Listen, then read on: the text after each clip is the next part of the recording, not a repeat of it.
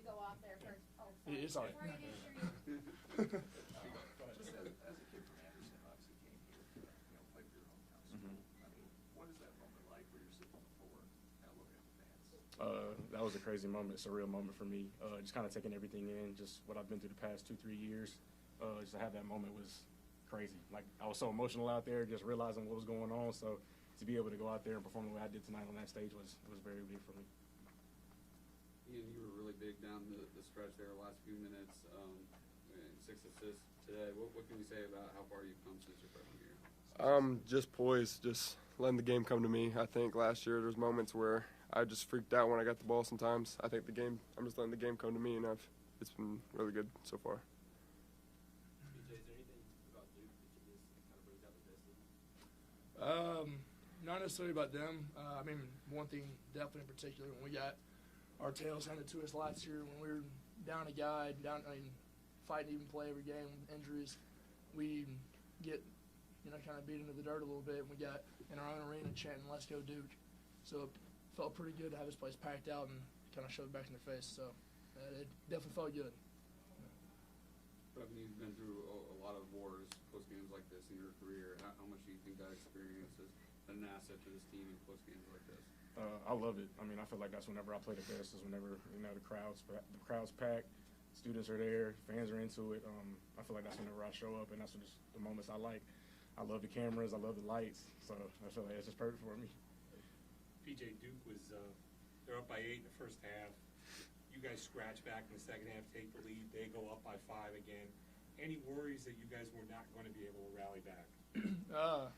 Not really. It's funny. Every now and then I'll glance at the score and realize that, like, whenever we went up against Louisville, we went up by 13 in the first half. I didn't even realize we got up that number, and we needed to keep the foot on the pedal. But a lot of times I don't realize whenever we're going on a run, I can hear the crowd, everything like that, but I don't know the actual figures and everything like that. But it never strikes any fear into us whenever we're going down. I mean, we were down 8 with a minute and a half or 2 minutes at pit, and leaders like Hunter Tyson, older guys like Brev, and everything like that.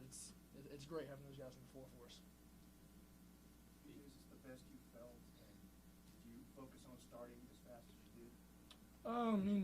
Yeah. Every game I kind of feel better. I feel a little better each time I get up and down the floor. Building muscle, building endurance in that leg. It's funny. I can every now and then I still feel myself like doing a little too much on my left leg. Just I'm like, all right, like, you're good, whatever. Because I was cramping in the second half on it, but. Other than that, I mean, every game I'd say it feels better, and every practice, because I'm getting up and down still. Last year I wasn't able to practice, so for the majority of the year, so being able to do that every day, running, getting conditioning in is big for it. What do you say about Ian's toughness, taking charges, and all that dirty work stuff? Jeez, man, he tried to say a fourth one at the end. It was impressive. He got one, got reversed, and I didn't realize he got reversed till we lined up on the baseline, but I was screaming in his face. I was pretty turned up. Yeah. This is for all you guys. You think you'll be ranked on Monday? It don't even matter. Yeah. We just keep our heads down, keep working, keep winning games. The only thing that really matters is being at the top of the league and being ready for whenever March comes. What you mean? Okay, we'll see. That's a good bonus. We'll wake up Monday happy. It's a great bonus. We've had the chance to talk about Hunter Tyson so many times this year and what he brings on the court, and we've highlighted those rebounds and those points. Today, he was limited a little bit because Duke put the emphasis on him. What else does he contribute out there, and how is he still such a leader even when they're putting so much focus on him? I think his positive energy and just like he always tells us no negative body language. Keep our heads up, just stay with it, stay consistent because it's a long ball game. I'm older than Hunter, but at the same time, whenever he talks to me, I'm all ears and listening to him because I understand and I respect him just because I've seen him work all summer long. So yeah, I mean, I appreciate him so much, and I just love what he does for the team, and I'm all behind him. Y'all don't realize the amount of work that Hunter put in this summer. I was impressed. Changed his diet completely. I live with him. So he was walking around the house one time, and he changed. I mean, like, literally every meal was cooking chicken, rice, like, greens, everything. And I was like, dude, like, can I get a little six-pack coming in?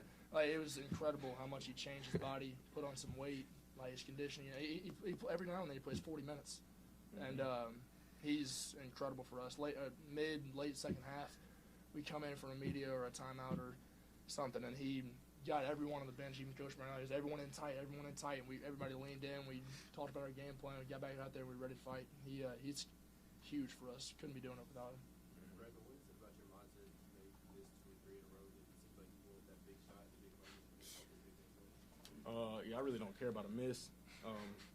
How I've been my whole career since I've been a kid. Like I'm a shooter whenever I get the chance to. I feel like that's just what I do. I feel like if I don't do it, then I feel like I'm harming the team more.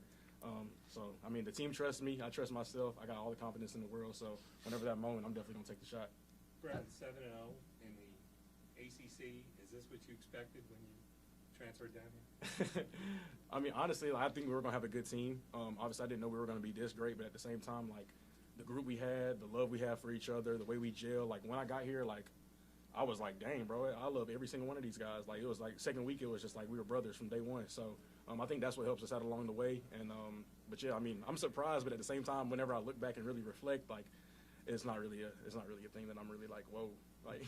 You talk about that bond. You forged an early bond with Alex Hemingway. How tough has it been for you to see him have to sit out these? Oh yeah, that's been difficult for me just because the last 2 years I've had my fair share of injuries and not playing.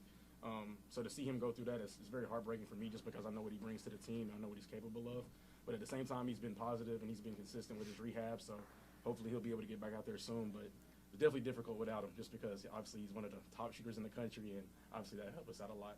Now, there have been times in the past where when you don't shoot well from outside, you probably don't win. What does it say? You're able to get 3% of the team still. I didn't even know we were 17. Hey, I hit one of them. I hit two. Yeah, I mean, it's just a testament to our coaching staff, really. I mean, every time we're, or a lot of times if we're ever down a half, Brown would come in the locker room and say, hey, like, if you just listen to us on the sideline and do what we say, like, we're going to get back into it. The same thing happened at Wake, and we tore them up in the second, here against Wake, tore them up in the second half. Our coaching staff puts us in great positions to score, and all we got to do is just execute. PJ, you've been here before. Had been in front of people here. You guys have been kind of frustrated. What was playing in front of this environment tonight like? And get this win and be at 7-0 right now? It's special. I love it for all these young guys, being able to come in here and experience a good team. But I tell you what, I mean, I love it for our coaches, especially Coach Brownell. Dude's been through the ringer. He's taking punches year after year, and people don't realize the dedication of fight and competitive spirit he has. There's not a guy on that floor, either team or in the stands, that's more competitive than Brad Brownell. I mean, he'll literally like kill either one of them. And so it's amazing playing for that guy. And we all know every time we go out there, he's going to execute, or he's going to help us get a great game plan along with everybody else on the staff, and we just have to go out there and execute. A 2-game lead now in the standing, 2 games on one of the best. Y'all going to start being the hunted now. Does that change the mindset at all? Y'all at the top? Feels good, man. Feels good. Yeah. Explain what it feels like to watch like all of your classmates run out on the floor and to experience that here on your home court. I mean, that was big for us just because obviously we love the students, and obviously without them, the games wouldn't be exciting as they are. So for them to be engaged and locked in like that and want to celebrate with us is big. We appreciate the support. Obviously, in warm-ups, just seeing them 60 minutes before the game, just lit, obviously energizing the building. So we appreciate them, and obviously we hope they continue to show up. Probably got time for a couple more. Could you kind of explain your mentality playing inside defense and taking those charges and black and blue in there? Well, when I was just walking on the floor, I see, Kyle, and he's a good bit taller than me. So I know if I'm gonna have any chance of guarding him, I'm gonna have to be more physical than him, have to put my body on the line, and I think I just put myself in a good position to be able to guard him, and I was able to take some charges, and it affected him. You kind of embrace that one, doing the dirty work and I guess having a complete all-around game, trying to help out everything. Yeah, I mean, I think every night everyone has a different role, and I think today it was my turn to do all the dirty work, and I guarded probably one of their better scorers, so I felt like I had to step up and just be more physical than him and not let him push me around. I think I did that. So.